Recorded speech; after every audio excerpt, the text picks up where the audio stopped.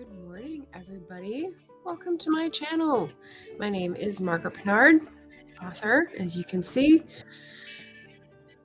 Good morning, good morning. You're on Booktube. And I have hot cocoa. It's my special brew.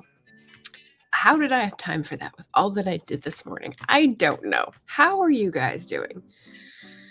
Let's see. Let me get my head on straight. This is a Wednesday wrap-up because we're on a Wednesday. That's good. That's a good start. I will be wrapping up 6 books that I read in the last week. I actually read another one, but I'm going to group that in with next week because there's a lot to say about it. I am a historical fiction and fantasy author, but I don't just read that. I'm a quite eclectic reader. But this week, it actually is a lot of historical research. So, buckle in.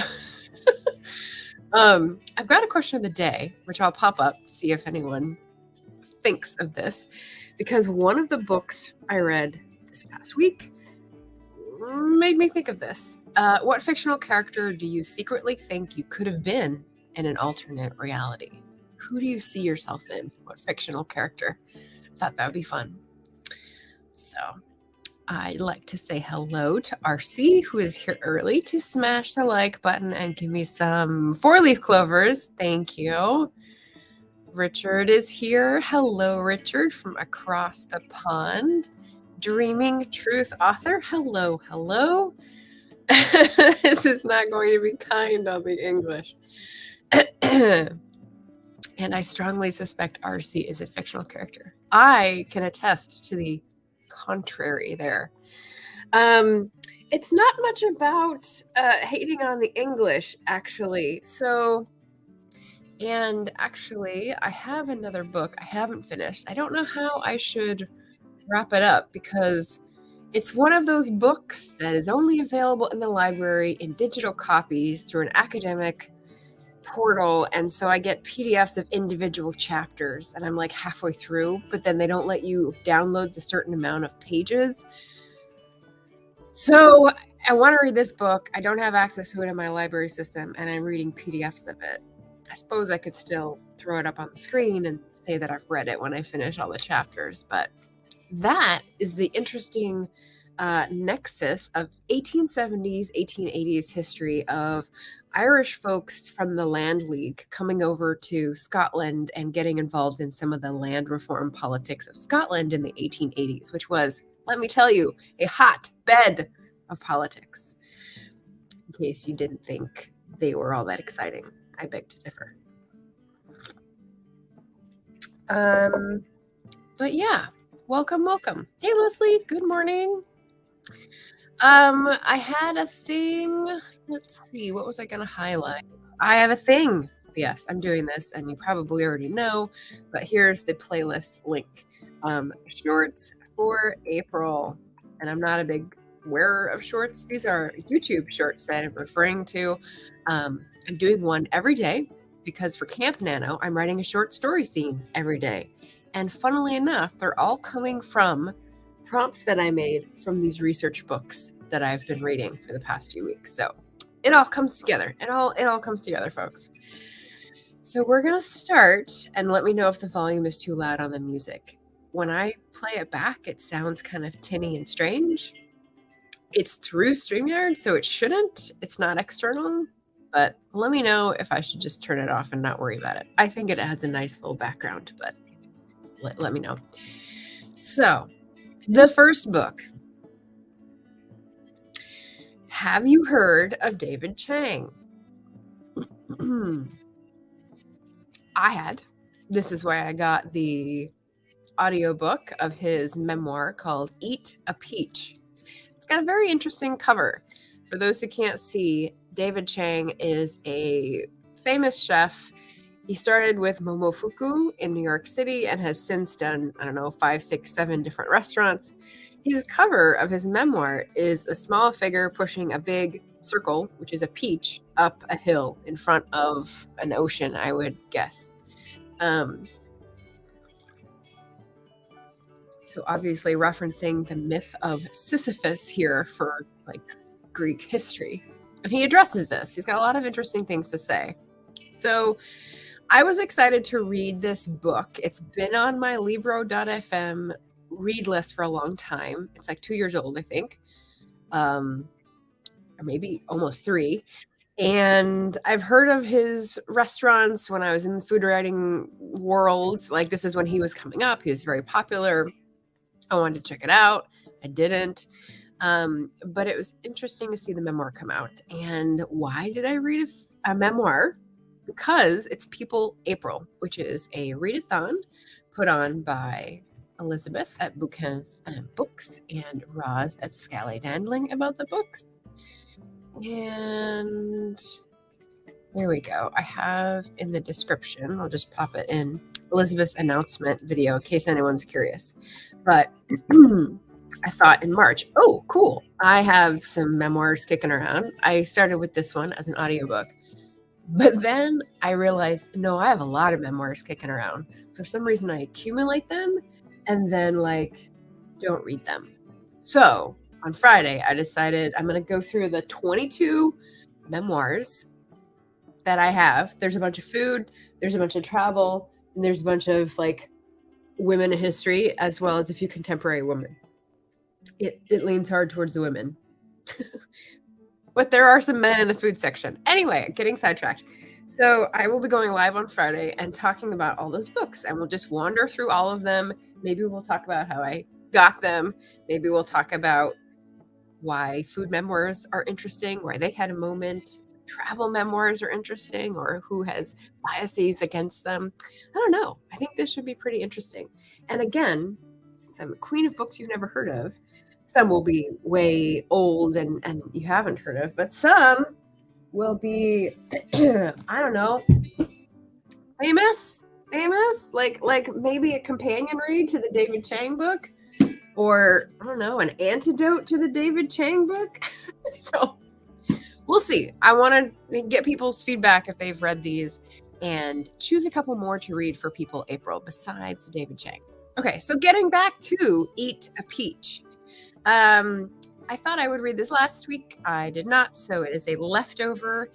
I would call this hit and miss. I gave it 3.5 stars. Positive notes, it tries to be earnest and honest, and it is very vulnerable. There's a content warning for suicide in this book. Positive note, it does take a real perspective on racism in the restaurant industry and reveals some of the ugly back end, as well as reflect on his own experiences being a Korean American in the restaurant industry and how he was never supposed to be doing what he's doing. That was really valuable.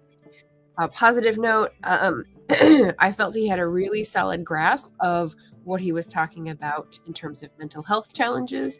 So if you're listening for someone who is in a high pressure environment like that, or has grown up in a difficult situation, or has, a predilection for anger management issues, he addresses all of these things in, I felt, a very studied way. Like he'd gone through a lot of these with his therapist. He's been with this therapist for decades and understood sort of his journey and was able to explain it to people, which is great. Another positive note, he embraces paradox. Love you, Dave Chang. Embracing paradox will always have a place in my heart, because I love when people can hold different ideas in their mind and see how they relate, right? So one of his food rules is something about always do something the hardest way you possibly can, because you learn from the experience of doing things the hard way. But also learn how to sandbag, which is like finding ways to cut through and cheat and sort of, get through something easier. I don't mean cheat. I'll give you an example. They had asparagus come late from the farmer's market, and someone actually put it under a bandsaw because they didn't have time to chop each thing individually. So just thinking ways to make things faster and easier. So those are two opposing ideas, but they're appropriate in different contexts, and they both have value. And I love people who consider paradoxes to be worthy of exploring. So that was great. He also really recommends mixing across disciplines and traditions. He hates the word fusion, but because of the unfair way, or the what's the word? Uneven way in which it is applied. And that's fair. Like, I like fusion cuisine as an idea, and I think he's all for that too. He just doesn't like that word being applied only to minority chefs. But mixing across disciplines as well. So being a Renaissance thinker, saying, I'm in the restaurant industry, but I went to school and studied religion. That's what he did. That's what he did. So he's thinking about Indian history, or the Bhagavad Gita changed his life, he says. So, and he advocates that for other people as well. Get a broad swath of education. Expose yourself to lots of things in the world, because whatever you decide to hone in on and make your thing, it will benefit from mixing from different disciplines, which here. Go Dave Chang. Also, and this is especially, I don't know if Barrett likes the whatever it's called, the chicken restaurant that's run by bigots, but he had a phrase that made me laugh while I was listening to this walking outside. One of his goals was to do a fast food version of like different kinds of cuisine and make it really good, and have an alternative to this other chain that people really love but has problematic management in terms of religious views and inequality. And he was going to do research to this place because he really liked their fried chicken on a biscuit setup. And he said, visit to the chicken bigots. And the words of that just made me laugh. And I just thought it was so funny. Chick-fil-A, that's what it is. I've never been, so I don't know what I'm missing, which is fine. He said everything has the same consistency, and that's a plus. And that's not a plus for me, so I'm just going to leave it alone and see if he comes up with something better, because, yeah, not my thing. Okay, so those are the positive notes. Some negatives, the misses.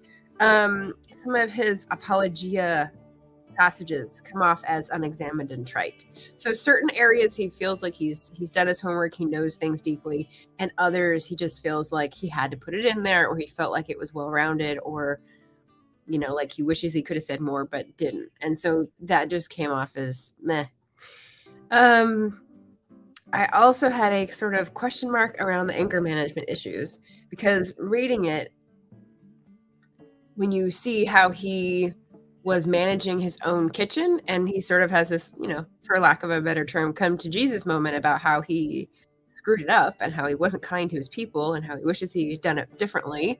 But he comes across as unlikable because he would have been a terrible person to work for personally.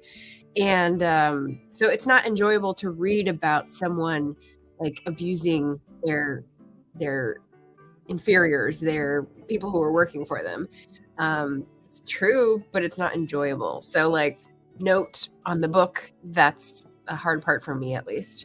And then finally, there's a little lag toward the end. I think I had like 3 or 4 hours, and I kept just taking little chunks off of it because it wasn't as interesting towards the end. And then he had like an hour-long epilogue. This is for the audiobook.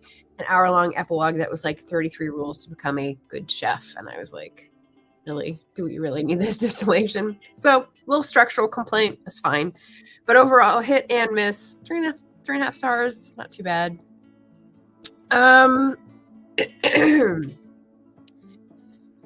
So, yeah.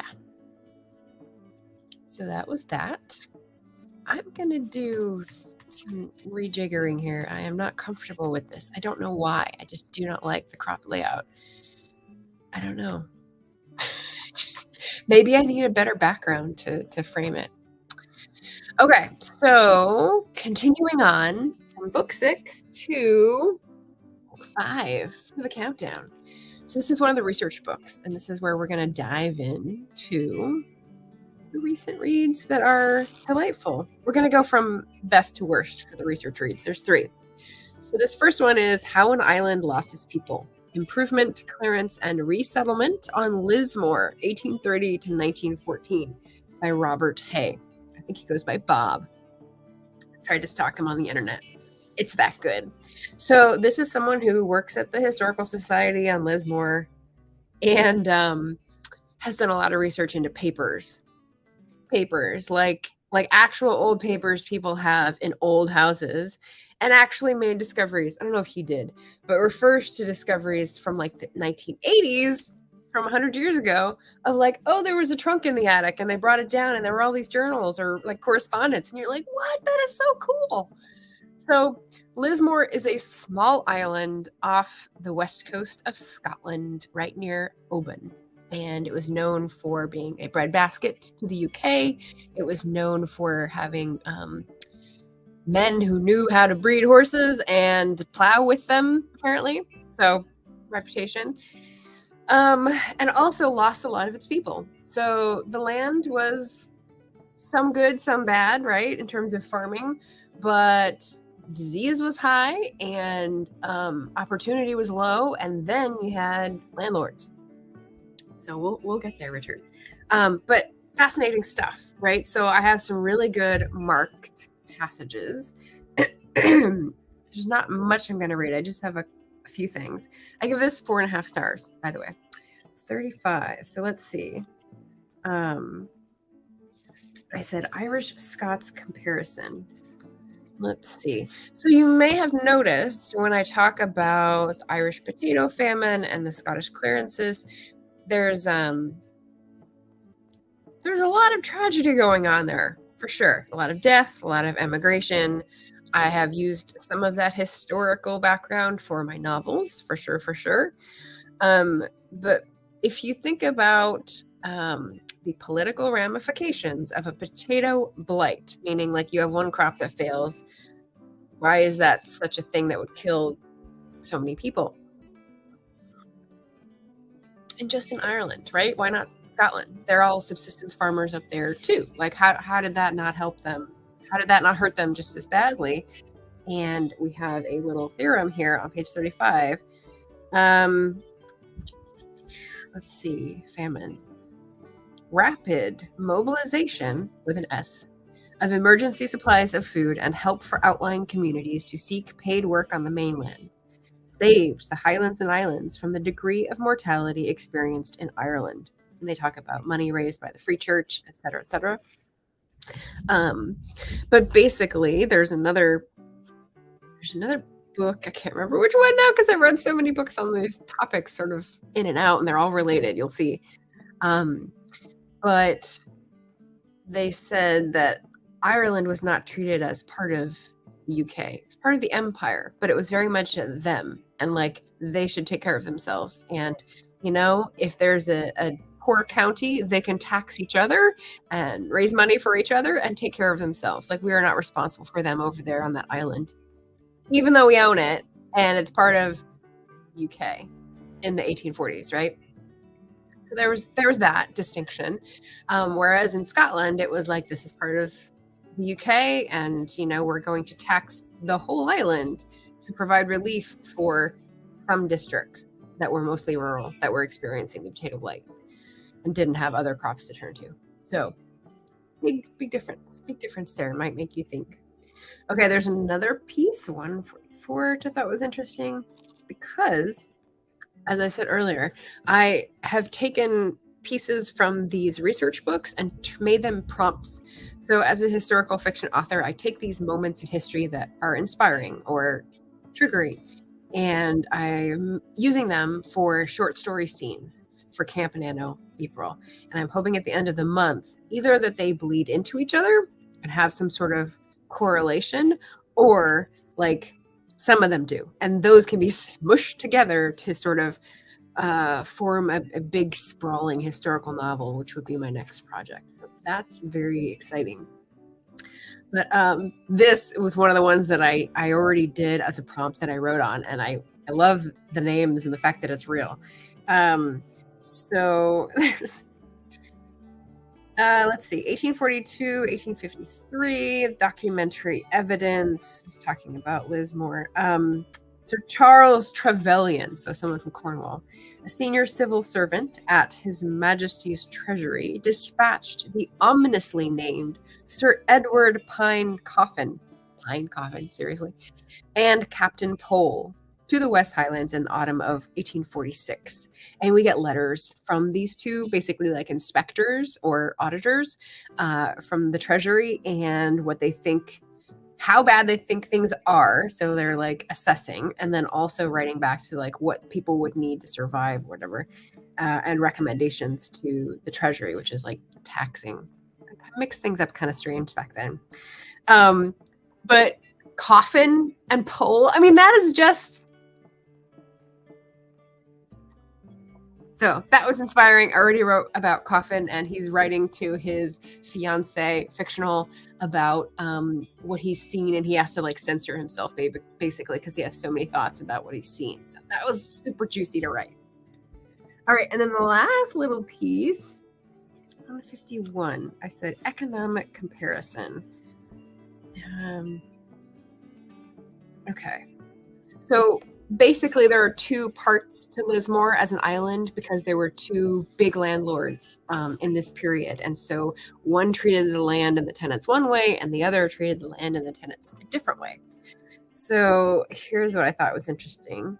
On Ballyvolan, I don't know how to say these, the agriculture improvements were carried out by the tenants, and the work was financed by the writing off of arrears.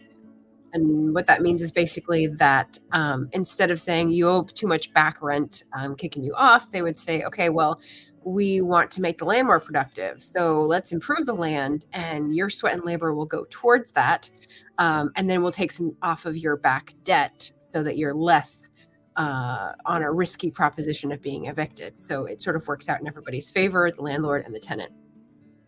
The landlord gained by the enhancement of his capital asset, the land was better to farm, and the tenant gained by the increased yield that resulted from improvement. So that's on McDougall, the factor's land. Chain, by contrast, is a different owner, raised finance externally by taking a government loan and then employed laborers who had no stake in the future to do the work. The tenants played no part in the enterprise, and the landlord could look to higher income from increased rents. And what this made me think of, and I couldn't think of the word, it's not imperialism, it's not mercantilism, I should say. It may be a form of imperialism, but like taking outside resources to improve a thing rather than using the people's like already existent relationship divorces people from the land, and it's like part of the process of industrialization as we have known it in the past. And so I thought that was really interesting as a economic history piece. So I've gone on enough about that. Really good. 4.5 stars. Lots of interesting sources. And I missed someone coming in. So hello, lovely. Emma is here to say hello. And Richard and RC. And she said just hi to everybody. Excellent. Excellent. Hello. I didn't even see you come in because I'm like prattling so much about this book. Brown Girl Reading. Hello. I think I just put one of your videos in my watch later list, which I am very behind on. I think I had 132 in that list last I checked. I will get there, folks, maybe after April. Okay, that was book 5. Book 4, hopefully these will go faster. Isla Voices, edited by Jenny Minto and Les Wilson. And, oh, I can take this off. These were like ancient TBR vets, so I can take the little stickers off that I had on to pop out at me on the shelf. There we go, they're done. This is a big fancy book that I got when I was traveling in Isla, and it says edited by. I mean, they wrote everything here, but they took a lot from direct quotes and sources, just like that book did. So again, really useful for people doing historical research. I gave this one 3.75, maybe unfairly, because it wasn't as useful for me because it extends more into the past. That could be really great for someone else to talk about 1760s, etc., but not for me because I was looking for 19th century details. So the fun things I picked up from here. So one of the prompts that I did, this just gets me. It's just funny. There's something called a Stent Committee, and I will eat a hat if anyone knows what a Stent Committee is. Anybody? Take a sip of cocoa.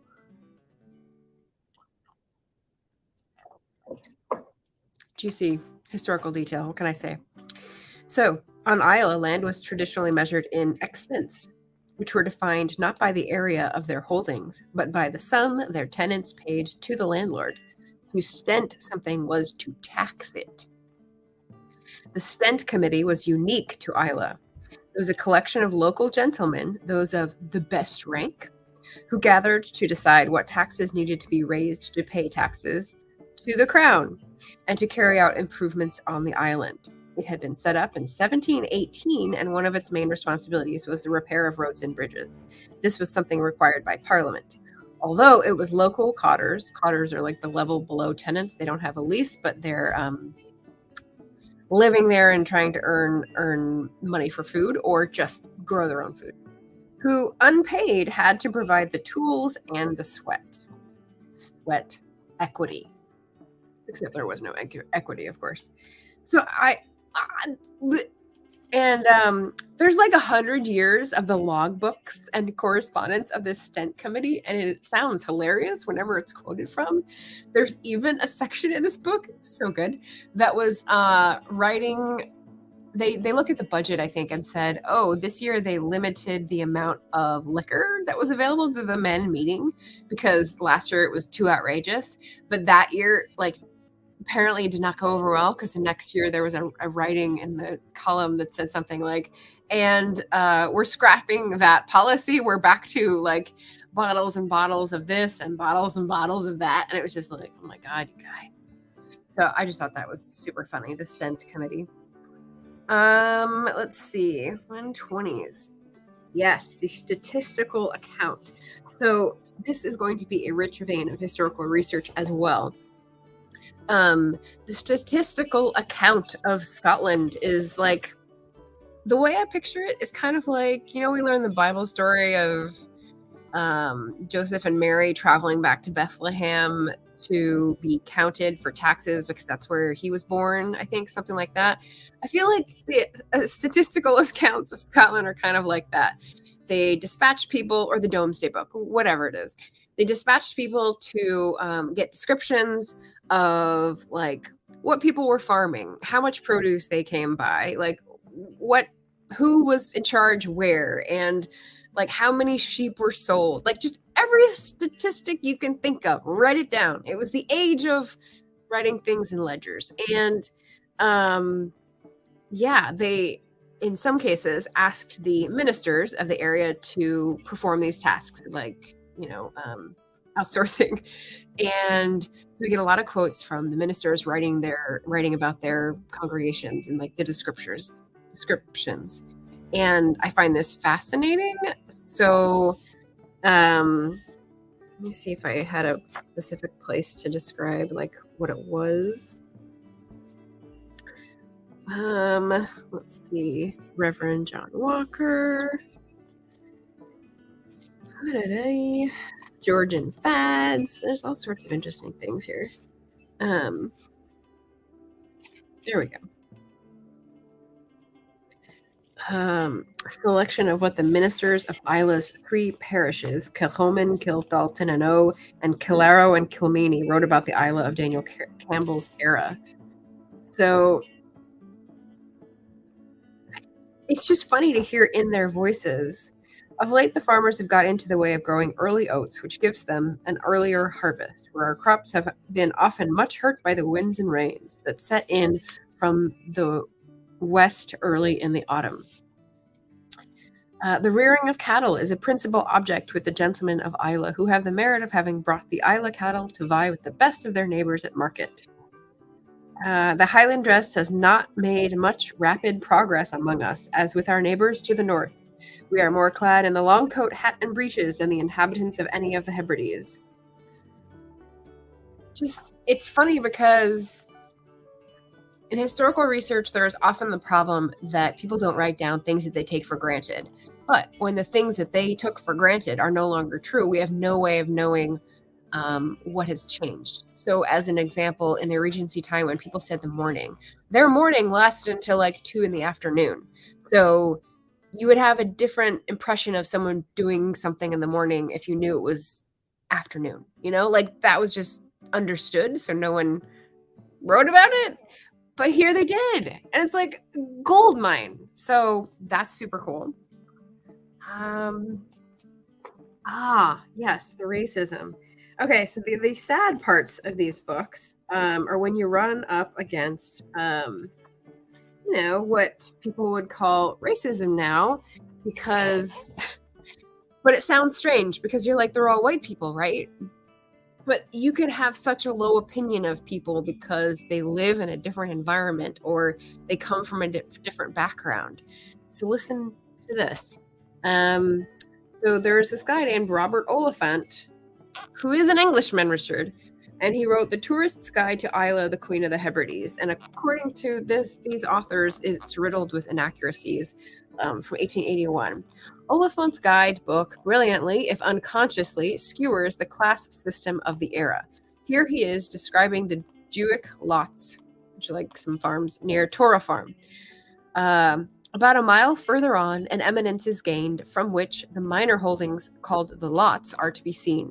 The tenants are of Aboriginal descent. Their kind landlord, Mr. Ramsay of Kildalton, governs them on patriarchal lines, and they are a happy and innocent people. Such condescension. I mean, there's Lady Catherine de Bourgh written all over this, right? So, spoiler, Ramsay of Kildalton is coming up in a different book. So this is how we had like crossover. It was marvelous. I didn't even know I had these cross-cutting books. But yeah, so like things that today we would pick out as not just class, but also like, I don't know, veering into ethnic or nationalist danger kind of territory. Yeah.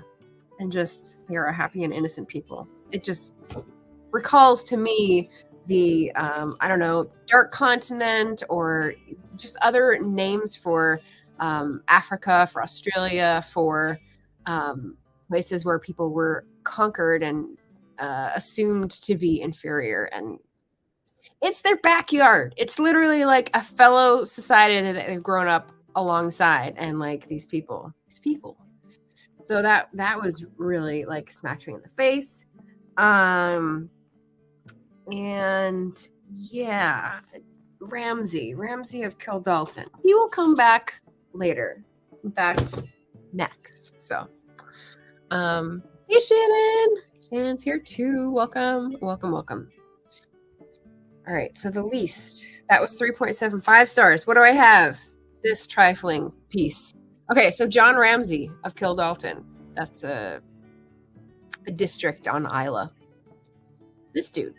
And notice it's by Fred Ramsay, being an account of his life in Isla and including the diary of his trip to Canada in 1870.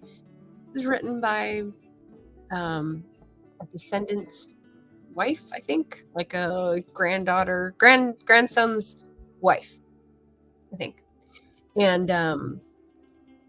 yeah, there's some problems with it. This is why I call it trifling. For one, I will admit the opposing view, the one that like the guy who was in charge of doing these improvements was the good guy. I may be a bit biased because people on the top who are not suffering or seeming to care for people dying and emigrating on their land don't seem particularly sympathetic to me. Things like calling Ramsay John by his first name, like those are things that an author would use in a fictional context to make a character likable or familiar. And it just rubbed me the wrong way that she was doing this in like a nonfiction context. It compares the Canada experience with the Isla experience. Okay, so I guess one of the reasons why she includes the diary, one is because she has it or had it and no one else had access to it. So it was like first primary material for people to use. But also it supports the author's point that the people who left Isla and settled in Canada and emigrated were much better off just, 50 years later. Himself took a trip to Canada to see how the people were faring, took a tour, stopped with everybody he knew he had, any business with, listened to how they were doing, noted down in his diary, his travel diary, how many sheep they had, how many cattle they had, what size their house was, how many children were living with them. A statistical account, really. And, was very satisfied that it was the right policy to pursue, to kick people out and help them voluntarily emigrate, let's say. And so again, this book is old. When is it written? 50s? 68. But it does not consider, well, the people may be doing better in Canada, but number one, who did they push out from Canada? Canadian lands that used to live there, right? There's the Indigenous genocidal question of settling the empire. Then there's also like the fact that the people who could emigrate were better off because they left earlier, because they had a bit of savings, and they left as a family unit. And the people who couldn't afford to leave had nowhere to go and stayed on Isla. So selection bias. And this person in 1968 had none of that expertise to like actually analyze the issues, which sort of got on my nerves. So yeah, great for an access to a primary source, but frustrating as an apologist for someone who I may make a villain in my books. Who knows? So there we go. So that I gave 2 stars. And we're on to the second page of reviews, and I'm running a few minutes late. That's fine. These won't take as long. Oh, hi, Brian. Welcome. Oh, I hate it when nonfiction authors call their subjects by their first name. It's weird, right? Especially if it's like 100 years removed. Like, what? Emma says, when my pa came to England from Ireland when he was 11, all the landlords stated no dogs and no Irish. So he couldn't rent from anywhere. Yeah. Wow. Family stories. That's a family story, but it's like, you write a whole book, you should do, I don't know, a little bit more research rather than just like, look at this diary. It proves everything was worth it. No. Okay. So on TikTok, I did a try a chapter challenge, and I went through 4 different mysteries because with all this research stuff, I needed a little bit of a candy book as a break. So I chose 4 mysteries and I popped them up on TikTok and I tried the first chapter. And 2 were really good, but 1 I could not stop reading, and I read it in like 2 days. It was so good. 5 stars. So speaking of the question of the day, this is why this one came to me today. What fictional character do you secretly think you could have been in an alternate reality? I'm going to propose this book. So this is Red Widow by Alma Katsu. And okay, let me start. Let me get my ducks in a row. So I have the sourcing, right? This was a recommendation from A Mighty Blaze when I was doing the Mighty Mystery interviews with Sarah DeVello. I got to meet Alma Katsu.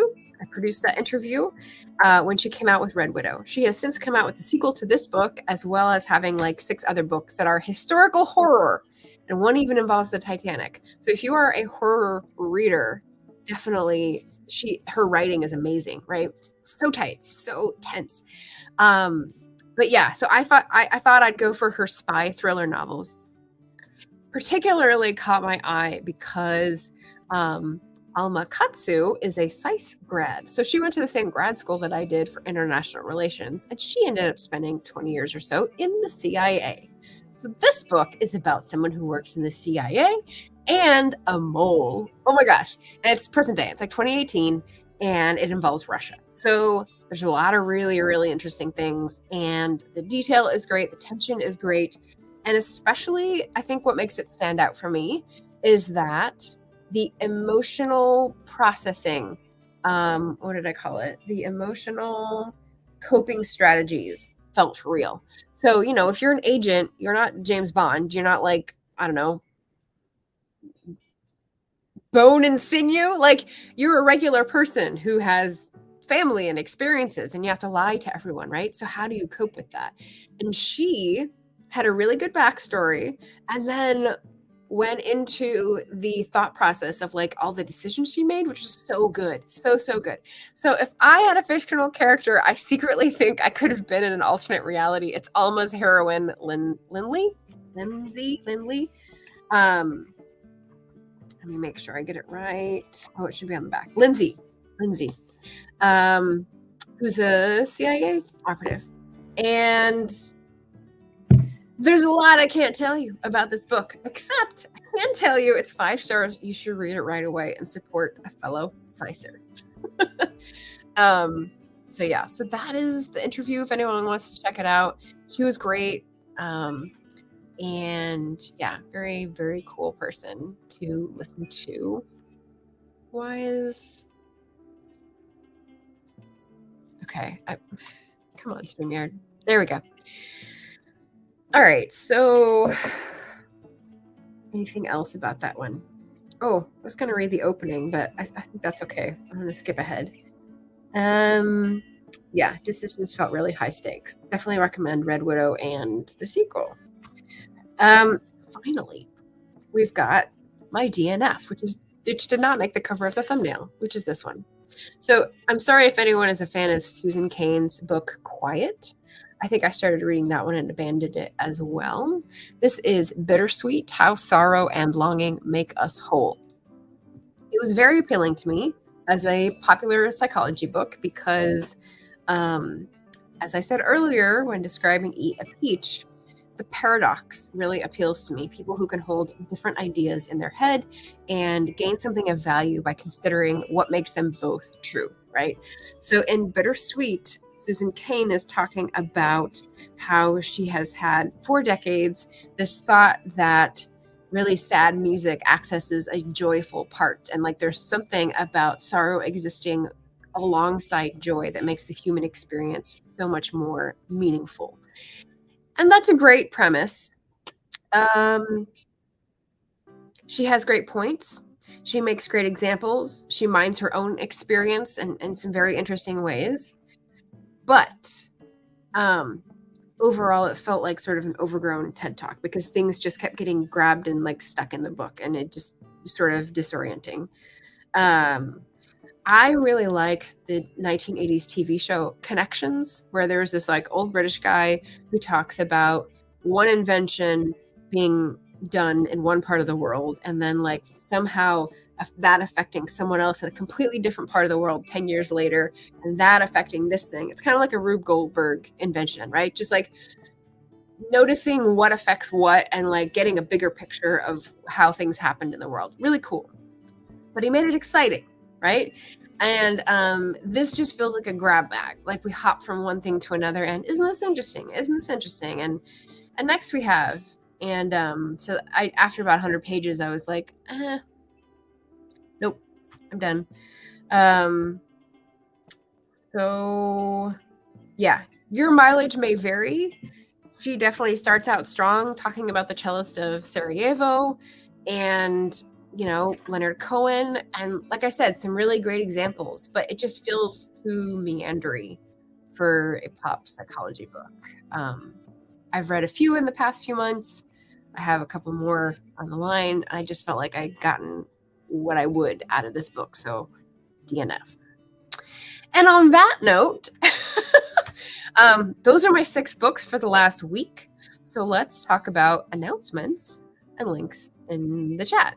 So I talked about People April just a second ago, and the amount of memoirs and biographies that I had.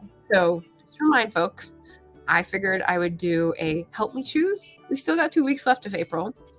I will have my taxes done by Friday, April 14th. And so that is motivation for me to go live and have you guys help me pick remaining books. I've got 22 that are TBR veterans because I tend to accumulate memoirs and then they sit on the shelf and I don't read them. So Eat a Peach was one that I got off my Libro shelf, which is not very helpful. But I'm hoping to, like I did with the Irish Readathon, cleanse, purge my shelves and make room for new books, or just, get books off the floor, because that's happened too. So I've got 22 books to go through, and I'm probably looking at like 2 or 3 to narrow it down to. Maybe kick 2 or 3 out because I will never read them. If people tell me they like them, if they hate them, that could be useful. So I will be going live noon Pacific and hopefully catch some people after work on Friday in the Eastern time zone if you're available. But that is my next thing. And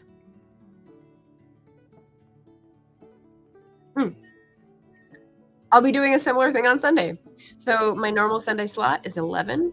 I will be going a little bit earlier because I have a meeting afterwards, and this might go long. I have, let's see, I don't know, maybe 24 books that qualify for May of the Moderns. I just put up the announcement for May of the Moderns, and I need to narrow down my TBR pile of possibilities. So I figured I'd go through those, discuss them, maybe talk to people about why May of the Moderns is interesting, the themes, all that kind of stuff, and give myself a manageable pile of possibilities and let go of some of these because seriously, some of them I do not think I will read, but I'm willing to listen to people who have heard of them or would recommend them. So that's going to be Sunday, 10:30 Pacific instead of my usual time at 11. Whew. So, other announcements. Oh, we've got the Backstage Book Club. That's what I'm calling the Patreon Book Club at the moment. We're reading Library of Legends by Janie Chang, which also works for the Asian Readathon. It's historical fantasy, which is my new jam. And so that'll be in a couple weeks, and very excited about that. I think that wraps it up for today. Let me just check.